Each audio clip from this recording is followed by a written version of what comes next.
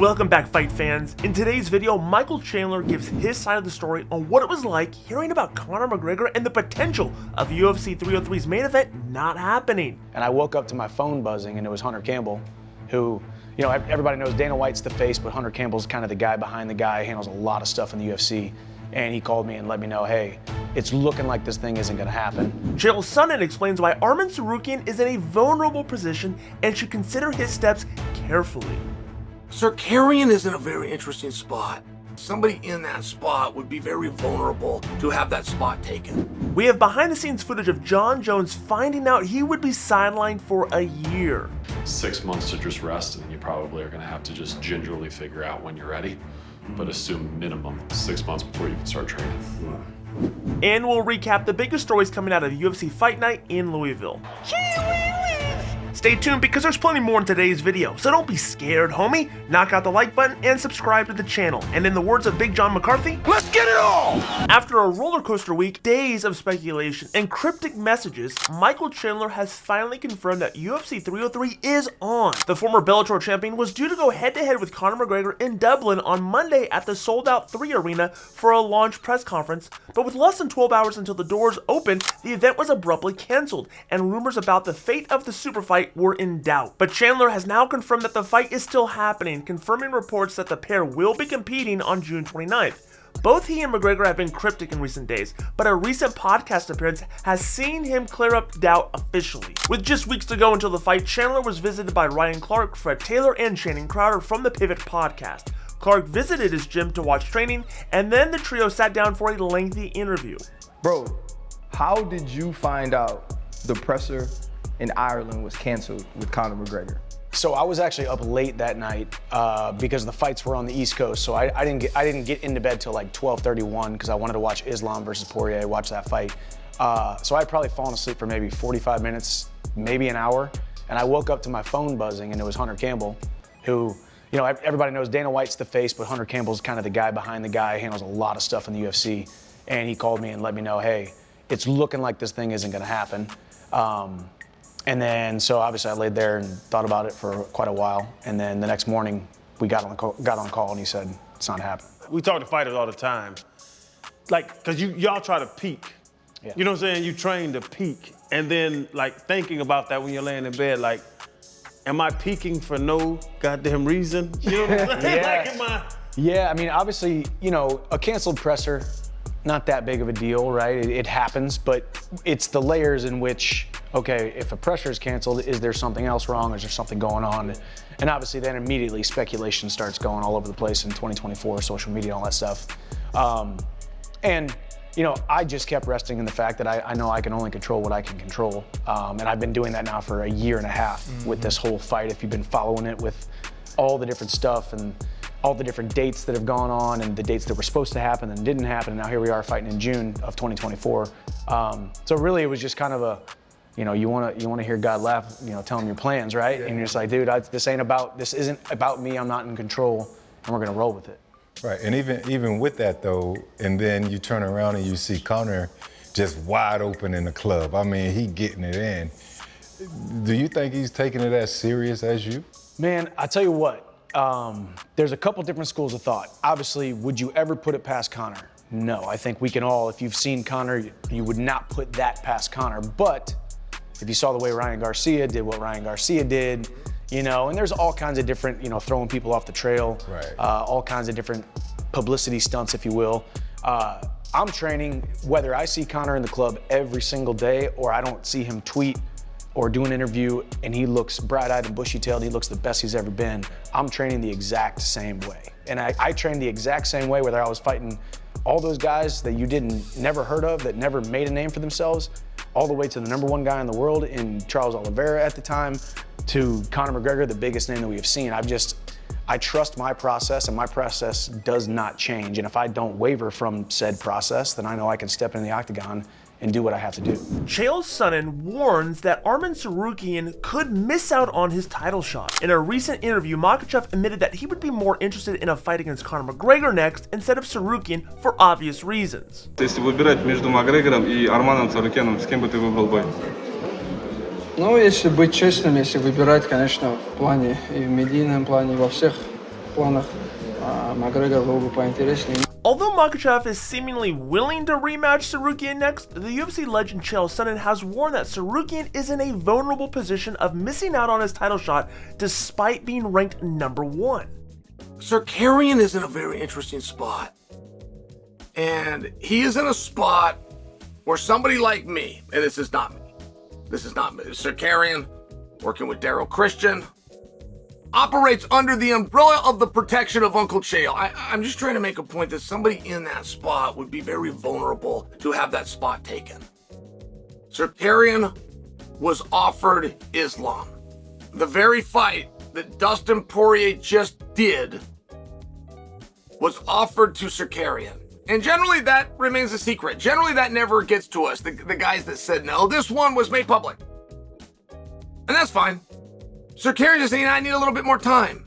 And I was surprised by that comment. I was only surprised because it's not as though Arman is unwilling to take on somebody for 5 rounds. He's done it before. It's not as though he's unwilling to take on somebody with short notice. He's done it before. It's not as though he's unwilling, without preparation of 4 or 5 rounds, to take on Islam Makhachev. He's done it before. So I was a little bit surprised because I look at these current conditions, and that is Arman coming off a victory over Charles Oliveira, a victory at 300 where he was on weight the day before and peak performance on that specific night. I just look at that environment and situation, and I guess that would have to be much better than the situation he was in the first time he took on Islam and did really well. So I was surprised that he said no. Now, it's not a good idea, historically speaking, in the UFC, and this is a 99%. It is not a good idea to turn down fights. And that doesn't matter if that's undercard or that's world title. Like the history of that happening, the turn down, that happening isn't wonderful. And the reason Circarian is in such an interesting spot is because, I mean, when you know a guy is great, right, you'll hear people debate it because you can talk about records and you can talk about achievements and you can talk about dominance and you can bring up finishes and card placement. You can bring up things that people see, but when somebody is great, it's something that you don't see, and it's something that doesn't get spoken of. And it's something that's very hard to categorize, which is an acknowledgement from everybody else. I can't beat him. When you have that, it's something very special. And there is not a 55-pounder out there who has called out Islam Makhachev, and I do mean not one. There is not a 55-pounder out there who has called out and challenged Arman Circarian's claim to #1 contendership. There is not a 55-pounder out there, whether they could get the fight or not, even inserted themselves. Like, do you want to be in the top conversation? Whether you get it or not, but do you want to be in that top conversation in the war room where, man, we're down to a couple of people, but your name's one of them? Do you want to be down to that? Because if you'd like to, I can make your dream come true right now. It's got to be at 155. So you got to be signed to the organization. You got to be within the weight class. But if you call out Islam right now, if you do that on Twitter, you now will be in the final conversation with Sarukian. I don't imagine you'd beat him. But I'm sharing with you, like, it's a broad stroke to say nobody. Usually, this is literal. There's not a 55-pounder out there who has called out Islam for 1, but who has gone after Arm's spot for 2. And what a vulnerable position that is. By using the facts, by using the truth, by bringing up the fact, you turned it down. It therefore defaults to me. It's just one of these things. And I don't think Islam himself, who doesn't overly want to do the fight, Islam he wants some new matchups. I think we all understand that. I think we all really get that. But Islam didn't do a good enough job of igniting a fight to push him up to 170, which is really the only way, aside from illness or injury, of course, right? Weird things happen, but it's really the only way to not fight Circarian is to have a fight up at 170. Oh, by the way, when you're the champion, it's got to be a champion fight at 170. Oh, by the way, Leon's booked up and you've never called him out and he's never called you out. Like, there's no back and forth there, which brings you back to Zakarian. I just haven't quite seen a situation like this. I don't understand it. It's rare that fight fans get an inside look at some of the UFC's behind the scenes moments, but that's exactly what they got early Saturday morning when new footage was released of a meeting between Jon Jones, UFC CEO Dana White, and UFC Chief Business Officer Hunter Campbell. This was part of the UFC's new 3-part Inside the UFC series that came out on Roku. Until now, fight fans didn't know how Jones found out he had a torn pectoral muscle, and of course the UFC heavyweight champion felt the injury in training, but Jones wasn't aware of the severity of the injury until his closed-door meeting with White and Campbell. That's when Jones was informed of his impending recovery time and nearly broke down in tears. You could hear you. Yeah, right there. And then I tried to go the next round, and I just tried to power through it, and the kid barely touched me, and I started yelping. I'm just like, wait. That was like 10 seconds into the next round. I just got off the MRI table, and we're waiting for the results. I got the results. What is it? You're out 6 months to a year. You got to go have surgery. You're lying. I swear on my life, full tear. That's Yeah, why it hurt. I knew it hurt. Yeah. I knew it hurt. 6 months to a year. 6 months to a year. Because what they have to do is, we had a guy that had the same thing. Basically, I got Doc D here. He'll come and explain everything. You completely separated that whole muscle where your pec and your bicep and everything align. It completely separated and popped. Yeah. So you can't rehab it. They actually have to go in and get surgery. So we're gonna have to send you to whoever the best is out in LA, get you dialed in. But 6 months to just rest, and then you probably are gonna have to just gingerly figure out when you're ready. But assume minimum 6 months before you can start training. Wow. I know. Yes. I could tell when you called me last night, I could tell you. Yeah. It was something real. I don't want to cry in front of you, too. I don't want to cry in front of you too either. Yeah, this is a huge blow, man. This is crazy. There's a lot for me to process right now. I'm sure there's a lot for you guys, too. Yeah. I'm gonna go. Yeah. I'm gonna go. I'm getting on that 4 o'clock flight. Hey, just keep it quiet for now. Yes. Yeah, Until we get our shit together and figure out what we're doing. I'll You've call been him. pretty durable throughout your entire career. Yeah, this isn't what usually happens. Yeah, usually it's freaking trouble outside of the octagon. I'm trying to do the right things. I'm sorry, guys. I'll see you guys. Later, buddy. Have a safe trip. Let's go to the office. I'm done. I need to go get in a room and figure this out. After the 19-year-old Mexican superstar Raul Rosas Jr. secured a second-round submission victory over the Ultimate Fighter alumni Ricky Turcios in Kentucky, El Nino Problema chose not to call anyone out specifically, but instead demanded a place on the UFC 306 card later this year. Yeah, still growing, 19 years old, still so very young in the game. What's next? What would you like next? Is there somebody you'd like to fight in this division? What are you thinking? I don't know who, but September and the Spear, baby, let's go! It's been 5 years since Dominic Reyes had his hand raised in victory, but he managed to snap his winless drought last night at UFC Fight Night in Louisville in the opening frame, snapping his 4-fight losing streak in the process. It was a much-needed win for the Devastator, who would have likely been handed his walking papers with another loss. Instead, the former title challenger gets some newfound confidence and momentum with the win. I've been through my crucible, I've been in the depths, but I kept climbing. I never gave up, and I'm here. I'm here on top again. I'm here in God's light, man. I never chose to go to the dark side. I'm so freaking honored and proud to fight in the UFC. I'm so honored and proud to fight for you guys, the fans.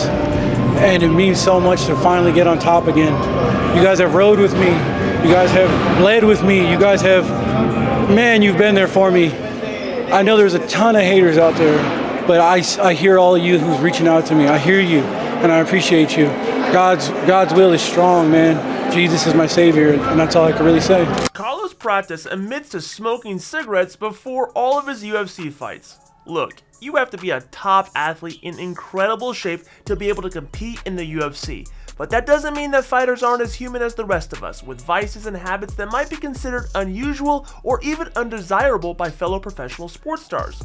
Speaking via Full Send MMA, Prates revealed that not only does he compete in the UFC as a smoker, but that he regularly enters the octagon having smoked cigarettes on the day of the fight. Coach Pablo told me, he said, you are a guy that is a little bit different from everyone else he trains. He says he can't train you like he trains everyone else. What makes you different?